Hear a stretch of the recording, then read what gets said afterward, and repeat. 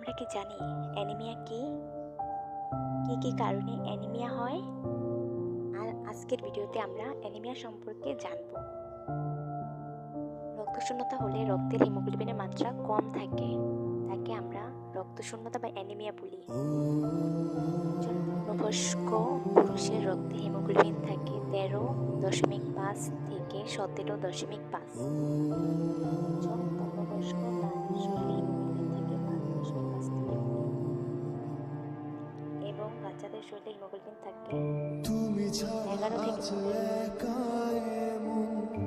আমরা কি জানি দুর্বলতার প্রধান লক্ষণ